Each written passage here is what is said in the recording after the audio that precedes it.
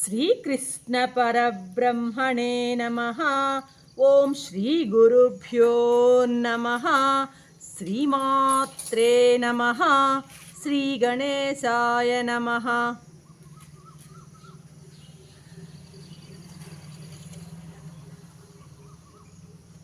ప్రియాత్మ బంధువులారా, నిత్య జీవితంలో భగవద్గీత 498వ భాగము 18వ అధ్యాయం మోక్ష సన్యాస యోగం 17వ శ్లోకాన్ని గురించి చెప్పుకుంటున్నాం.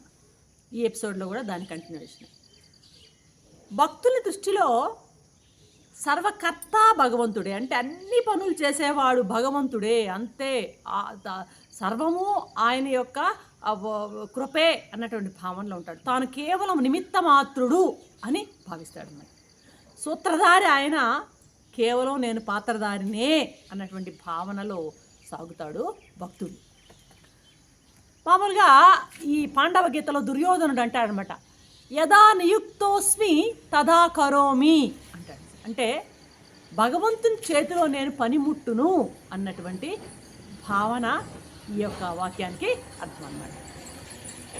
కాబట్టి భక్తునికి అహంకారము లేదు, అభిమానము లేదు. ఎప్పుడైతే అహంకారము అభిమానము లేదో, కర్తృత్వ భోక్తృత్వాలు లేవో, ఆటోమేటిక్గా బంధం కూడా అతనికి ఉండదన్నమాట. చూడండి, ఆంజనేయుడు లంకా నగరాన్ని అంతా దగ్ధం చేశాడు. అయినా కూడా ఆంజనేయుడు ఆతతాయి కాదు. అంటే అలా ఇతరుల యొక్క సంపదను కాల్చేసేవాడిని ఆతతాయి లక్షణాల్లో ఒకటి అన్నమాట. ఆతతాయి అంటారనమాట. కానీ హనుమంతుడు అక్కడ ఆతతాయి కాలేదనమాట. అక్కడ జరిగినటువంటి ఆ పాపానికి అతను బాధ్యుడు కాలేదు. ఎందుకని కాలేదు అంటే అది అహంకారము అభిమానము లేనటువంటి కర్మ, అహంకార రహితమైనటువంటి అభిమానరహితమైనటువంటి కర్మ. కాబట్టి అక్కడ అతను అక్కడ జరిగినటువంటి నష్టానికి కానీ పాపానికి కానీ హనుమంతుడు బాధ్యుడు కాలేదన్నమాట. మామూలుగా బంధం అనేది అభిమానంతో అహంకారంతో వస్తుందే కానీ కర్మతో బంధం రాదు. కర్మ ఏ విధంగానూ వ్యక్తిని బంధించదు. ఆ కర్మ చేసేటప్పుడు కర్తృత్వ భోక్తృత్వ అభిమానం, ఆ కర్మ యొక్క ఫలాన్ని అపేక్షిస్తూ దాని మీద అభిమానంతో చేసినప్పుడు, కర్తృత్వ భోక్తృత్వాలు ఉన్నప్పుడు మాత్రమే ఆ కర్మ బంధాన్ని కలిగిస్తుంది. అంతేగాని కర్మగా ఎట్టి బంధాన్ని కలిగించదు. ఇప్పుడు ఇక్కడ ఏంటంటే స్వామి ఏమంటున్నాడు, లోకాలను చంపినా వానికి పాపం అంటుదు అన్నాడు అనమాట. ఈ శ్లోకంలో 17వ శ్లోకం, లోకాలను చంపినా వానికి పాపం అంటదు అని. మరి ఆ మాటకి ఏంటంటే ఎందుకు అలా చెప్పాడు? ఆ మాట లోకాలను చంపినా అతను పాపం అంటదని భగవంతుడే అంటున్నాడు అని మనకు ఆశ్చర్యం కలగొచ్చు. ఎందుకనంటే ఇక్కడ అకర్త్రాత్మ జ్ఞానం మహిమనంటే కర్తృత్వం లేనటువంటి, నేను చేస్తున్నాను అనేటువంటి అహంకారం లేనటువంటి అకర్త్రాత్మ జ్ఞానం అంటే ఏంటంటే నేను చేస్తున్నాను అనేటువంటి అహంకారం లేకుండా ఉండేటువంటి ఆ జ్ఞానం యొక్క మహిమను చెప్పడానికి, ఆయన ప్రశంసించడానికి ఆ మహిమను ఈ మాట వాడాడే. కానీ మామూలుగా జ్ఞాని లోకాలను చంపుతాడు అనేటువంటి ఆ సంకుచితమైనటువంటి అర్థం మనం తీసుకోకూడదు. కాబట్టి ఒకవేళ కనుక ఇటువంటి మాటను, ఈ యొక్క లోకాలను చంపినా వానికి పాపం అంటదు అన్నటువంటి మాటని అజ్ఞాని ఎవడైనా సరే, స్వేచ్ఛాచారి ఎవరైనా, అక్రమవర్తనుడైనటువంటి స్వేచ్ఛాచారి అయినటువంటి వాడు ఎవడైనా సరే దాన్ని గనక అడ్డంగా అర్థం చేసుకుని గనక వాడు ప్రవర్తించినట్లయితే వాడి అహంకారం వాడికి లేకపోదు, వాడికి బంధం తప్పింది కాదు. అది చాలా తప్పు అనేది ఇక్కడ మనం అర్థం చేసుకోవాలి. లోకాలను చంపినామని పాపం అంటదు అని అంటే జ్ఞాని యొక్క మహిమను, అకర్త్రాత్మ జ్ఞాని యొక్క మహిమను చెప్పడానికి చెప్పిన మాటే. కానీ ఆ జ్ఞాని లోకాలను చంపుతాడు అన్నటువంటి అర్థం ఇక్కడ మనం తీసుకోకూడదు అన్నది మనం ఇక్కడ అర్థం చేసుకోవాలన్నమాట. మామూలుగా ఆత్మకి కర్మతో సంబంధం లేదు అని తెలుసుకోవడమే నిజమైనటువంటి త్యాగం. ఆత్మకు కర్మతో సంబంధం లేదు అని తెలుసుకోవాలి. అది మనం ఇంత స్వామి చెప్తున్న విషయం ఏంటంటే లోపల ప్రత్యేక ఆత్మకు జరిగే కర్మకు ఎటువంటి సంబంధము ఉండదు. ఎవరైతే ఈ విధంగా తెలుసుకుంటాడో, ఈ అకర్త్రాత్మ జ్ఞాని ఎవరైతే ఆ కర్తృత్వ భావం లేనటువంటి ఆ జ్ఞాని ఎవరైతే ఉంటాడో అతడే నిజమైనటువంటి సన్యాసి. నిన్న కూడా చెప్పుకున్నాం, పరమార్థ సన్యాసి.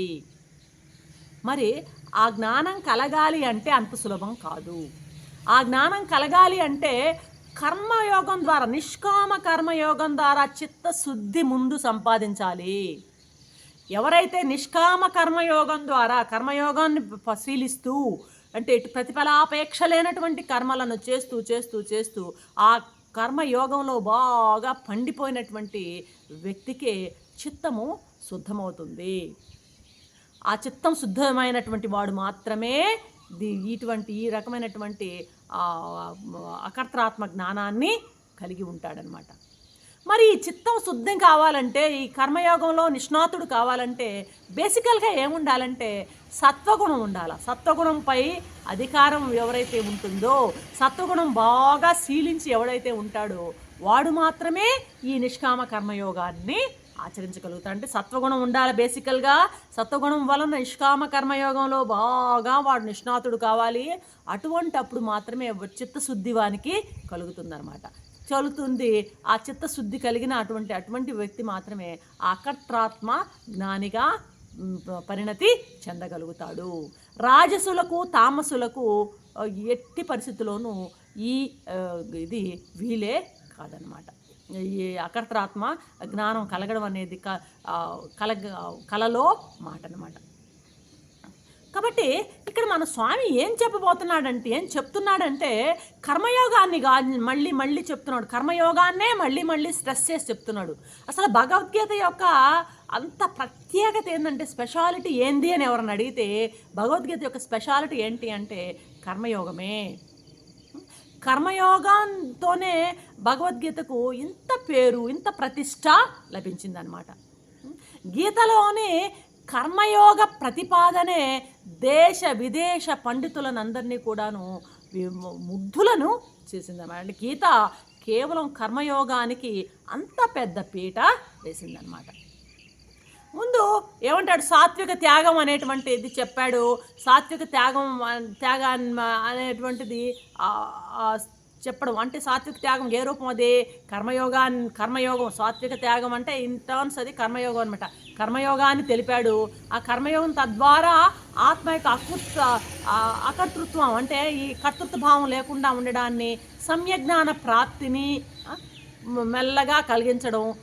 ఇప్పుడు ఇదంతా మనం చెప్పుకుంటున్న కర్మతత్వ విచారానికి అంతటికీ ఏంటంటే దాని యొక్క పరమార్థం ఏంటంటే సాత్విక త్యాగం అనబడేటువంటి కర్మయోగాన్ని శీలించడం.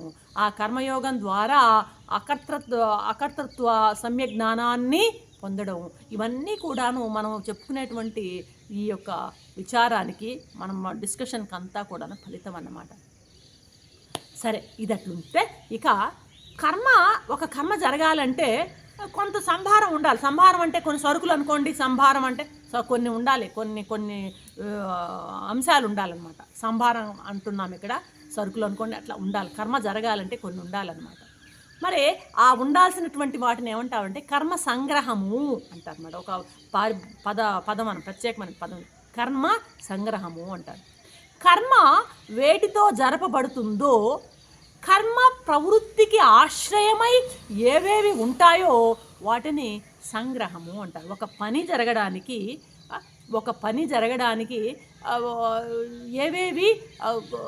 ఏవేవి కావాలనో, కర్మ వేటితో ఆ కర్మ జరపబడుతుందో, ఆ కర్మ ప్రవృత్తికి ఆశ్రయమై ఏవేవి ఉంటాయో వాటిని కర్మ సంగ్రహము అంటారు. ఇక్కడ 2 పదాలు మనం కొత్త పదాలు. కర్మ సంగ్రహము అంటే కర్మ వేటితో జరపబడుతుందో అదన్నమాట. ఆ కర్మ ప్రవృత్తికి ఆశ్రయమై ఏవే ఉంటాయో వాటిని కర్మ సంగ్రహము అంటారన్నమాట. అర్థమవుతుందా? అదేవిధంగా కర్మను ఒక పనిని ప్రారంభించడానికి ముందు మనకి మైండ్లో కొన్ని వస్తాయన్నమాట. ఏంటంటే ఏదైనా ఒక పని చేయాలంటే ముందు, ఫర్ ఎగ్జాంపుల్ నేను ఇప్పుడు ఇక్కడ మాట్లాడాలనుకో, నాకేం కావాలి, ఏది కావాలి, ఏం చెయ్యాలి, ఇప్పుడు నేను ఈ రకమైనటువంటి ఈ 4 మాటలు మాట్లాడాలంటే నాకేం కావాలి, నేను ఏం చేయాలి, దేన్ని హేయము, దేని ఉపాధేయం అంటే దేన్ని ముంచుకోవాలి, దేన్ని పక్కన పెట్టాలి అనేటువంటి విచారం అనేది మైండ్లో ముందు పుడుతుందన్నమాట. కర్మకు ముందు మనసు మన యొక్క జ్ఞానంలో నాకేం కావాలి, ఏం చేయాలి, ఏది హేయము, ఏది ఉపాధేయము అనేటువంటి ఆ విచారం ఒకటి కలుగుతుందన్నమాట. దీన్ని ఏమంటారంటే చోదన అంటారు, కర్మ చోదన అంటారు. ఇప్పుడు మనం 2 విషయాలను తెలుసుకున్నాం, కర్మ సంగ్రహము, కర్మ చోదన. ఎందుకంటే నెక్స్ట్ తర్వాత శ్లోకంలో కూడా ఈ రెండిటి యొక్క వివరణే మనకు ఉండబోతుంది. కర్మ సంగ్రహం అంటే ఇదేంటో చూసాము, కర్మ చోదన అంటే కర్మ జరగడానికి ముందు మన మైండ్లో కలిగేటువంటి ఐడియాస్ అనమాట. ఐడియాస్, ఇది కావాలా, ఏది కావాలి, ఏది వద్దు, ఏది చేయాలి, ఏది చేయకూడదు, ఎలా చేయాలి, ఈ రకమైన ఐడియాస్ అనమాట. ఇది కర్మ చోదన, మోటివేషన్ అనుకోవచ్చు మనం. కర్మ చోదన అంటారనమాట. ఇది ఈ కర్మ చోదన కర్మకు ప్రేరేపణ. మనసులో ఆ ఐడియా అది వచ్చిన తర్వాతనే మనం పనిని ప్రారంభిస్తాం అనమాట. కాబట్టి ఈ కర్మ చోదన అనేది కర్మకు ప్రేరేపిస్తుంది అనమాట. కర్మ ఆరంభం అనేది ఈ కర్మ చోదనతోనే జరుగుతుందన్నమాట. ముందు కర్మ చోదన వస్తుంది, తర్వాత కర్మ సంగ్రహం తర్వాత వస్తుంది. ముందు వచ్చేది కర్మ చోదన, మైండ్లో కలిగేటువంటి ఐడియా అన్నమాట. ఆ తర్వాత కర్మ సంగ్రహం అనమాట. ఈ కర్మ చోదన వచ్చి జ్ఞాన రూపంగా ఉంటుంది, లోపల కర్మ సంగ్రహము కర్మ రూపంగా ఉంటుంది. లోపల జ్ఞాన రూపంగా ఉంటుంది కర్మ చోదన, కర్మ సంగ్రహం వెలుపల కర్మ రూపంగా ఉంటుందన్నమాట. జ్ఞానం ఎలా ఉంటుంది, అది అంతర్మూర్తి లోపల ఉంటుంది, కర్మ బహిర్మూర్తి. చూడండి, 2 తేడాలన్నమాట. కర్మ చోదనకి కర్మ సంగ్రహానికి తేడాలు చెప్తున్నాం. కర్మ ముందు కర్మ చోదన ఉంటుంది, తర్వాత కర్మ సంగ్రహం ఉంటుంది. కర్మారంభం వచ్చి కర్మ చోదనతోనే జరుగుతుంది. ముందు కర్మ చోదన ఉంటుంది, తర్వాత కర్మ సంగ్రహం వస్తుంది. ఈ కర్మ చోదన వచ్చి జ్ఞానరూపంగా ఉంటుంది, ఇది కర్మ సంగ్రహం వచ్చి కర్మరూపంగా ఉంటుంది అనమాట. జ్ఞానము అంతర్మూర్తిగా ఉంటుంది, కర్మ యొక్క బహిర్మూర్తిగా ఉంటుందన్నమాట. జ్ఞానానికి ముందు స్థానం ఇచ్చాడు, కర్మకి తర్వాతి స్థానం ఇక్కడ వస్తుంది. చోదనకి ముందు, సంగ్రహము తర్వాత అనమాట. శాస్త్రం ముందు, శస్త్రం తర్వాత. చూడండి, యుద్ధానికి రండి, శాస్త్రం ముందు, శస్త్రం తర్వాత. కృష్ణుడు ముందు, అర్జునుడు వెనక. కాబట్టి ఈ కర్మ చోదనని, కర్మ సంగ్రహాన్ని రేపు 18వ శ్లోకంలో వివరంగా చెప్పబోతున్నాడు కృష్ణ పరమాత్మ. రేపటి ఎపిసోడ్లో దాని గురించి మనం విందాం. అంతవరకు సెలవు. సర్వం శ్రీకృష్ణ శరణారవిందార్పణం. ఓం శాంతి శాంతి.